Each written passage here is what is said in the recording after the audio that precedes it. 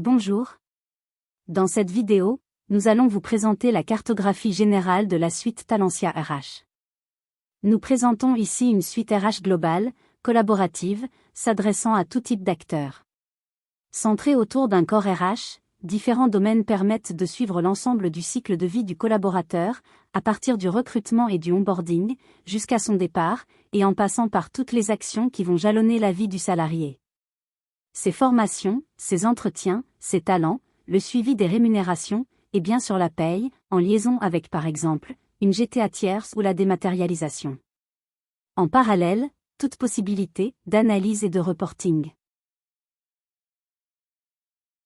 Cette solution collaborative qui, comme nous venons de l'évoquer, va permettre de s'adresser aux différents acteurs, en leur offrant en particulier la possibilité de digitaliser tout type de processus, que ce soit en gestion administrative ou sur des domaines RH. Cette suite Talentia RH, en mode SaaS, est responsive design, pour permettre tout type d'usage en mobilité. Elle est par ailleurs interopérable, et va s'intégrer dans l'ensemble du SI de l'entreprise avec des échanges appropriés à chaque besoin.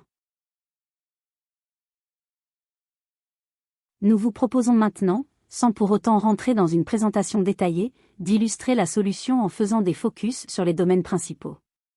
Et, au préalable, mettons-nous successivement à la place d'un collaborateur, d'un manager, puis d'un responsable RH, pour visualiser quel pourrait être leur quotidien. Commençons par le portail salarié. Sur une première page, différentes possibilités. Par exemple, des tâches à faire. Une vignette, quoi de neuf, permettant d'accéder à des informations génériques publiées par l'entreprise. Ou un accès à son dossier individuel depuis lequel différentes demandes peuvent être faites, comme un changement de coordonnées bancaires ou de situation familiale. D'autres pages sont dédiées à des domaines particuliers, comme la formation. Ici, le collaborateur accède à son agenda de formation. Il peut également accéder au catalogue de formation, ou, de manière plus ciblée, aux formations suggérées pour lui. Par exemple, les formations suivies par ses pairs, ou par des personnes occupant le même poste. Passons maintenant au manager, qui va pouvoir piloter l'activité de son équipe. En premier lieu, il pourra accéder au dossier de ses collaborateurs et effectuer différentes actions, comme les inscrire à une formation ou effectuer une demande de promotion. Il pourra lui-même avoir des tâches en cours, comme des demandes à valider. Il pourra aussi accéder à différents suivis, comme la performance, les formations ou les rémunérations, par exemple. Enfin, si nous nous identifions comme responsable RH, nous accédons à une page, qui permettra d'avoir une vue d'ensemble sur les activités RH de l'entreprise. Précisons que ces pages sont paramétrables. Dans cet exemple, nous voyons sur la partie droite, la possibilité de liens applicatifs, en particulier avec des solutions externes, par exemple une GTA. Au centre, nous retrouvons la dimension collaborative avec un catalogue de processus ou l'accès aux demandes en cours. Par exemple, la validation d'un entretien professionnel ou d'une demande de promotion émise par un manager. Enfin, des indicateurs, de toute nature. Des compteurs, des graphiques. Ou par exemple, une carte de France depuis laquelle nous pouvons accéder au dossier des collaborateurs des différents établissements. Pour illustrer cette notion de pilotage RH, prenons le suivi des processus en cours. Sur une période donnée, l'ensemble des actions en cours. Par exemple, les entretiens réglementaires, terminés ou en cours. Ici, 2 entretiens en retard. Depuis chaque entretien, les RH peuvent relancer ou déclencher différentes actions pour faire avancer le processus. Présentons rapidement le corps RH, qui va centraliser les données transverses à l'ensemble de la suite. En particulier, les structures et les collaborateurs. Tout type de structures peuvent être modélisées. Les structures organisationnelles, à partir desquelles, par défaut, s'appuieront les processus. Les structures juridiques. Ou les structures analytiques ou centres de coûts. Via le corps RH, nous accédons au dossier des collaborateurs. 3 grands types de données. Des données liées à la personne, comme l'adresse ou les coordonnées bancaires. Des données liées au capital humain, comme la formation, les entretiens, ou le suivi des talents. Et puis, des données liées à la situation contractuelle. Comme les éléments du contrat, les affectations ou les données de rémunération. À noter que l'ensemble des données sont datées et peuvent être suivies via une ligne de temps. Examinons maintenant les principaux domaines. À commencer par le recrutement. Sur cet espace, nous visualisons l'ensemble des étapes associées à un process de recrutement. Cela peut commencer par une demande exprimée par un manager, jusqu'à l'embauche. Avant de publier une offre, possibilité de recherche interne. Le besoin, s'il est accepté, peut donner lieu à une offre, qui sera émise en interne et ou en externe. Via un ATS, l'offre pourra être publiée sur différents médias ou job boards. Alimentation d'un vivier de candidats avec lesquels tout type d'échanges seront possibles. Le processus de sélection peut par exemple s'appuyer sur un tableau Kanban. Ce tableau permet de visualiser, pour chaque étape, les actions prévues et datées, par candidat. Une présentation sous forme de calendrier est aussi possible.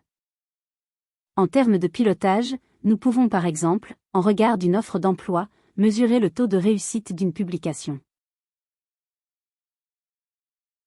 Passons maintenant à la gestion de la formation.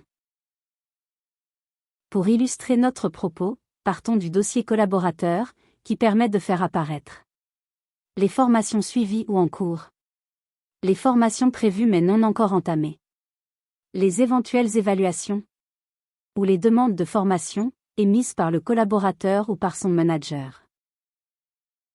Pour répondre aux besoins, nous nous appuyons sur un catalogue de formation, en présentiel ou en e-learning, la constitution de plans de développement des compétences, l'organisation et le suivi des sessions. Et de manière transverse, toute possibilité d'analyse, quantitative ou qualitative. Illustrons le suivi d'une session. Nous pouvons suivre les inscriptions, les éventuels collaborateurs en liste d'attente, ou la présence, avec pour chacun le niveau d'avancement, sachant que par exemple dans le cas où certaines actions se feraient en e-learning, tous n'avancent pas forcément au même rythme. La dimension budgétaire est naturellement importante, que nous voyons à tout niveau. Au niveau du plan, ou ici, de la session et de chacun des participants. En mettant en avant, le budgété éventuel, le prévisionnel et le réalisé.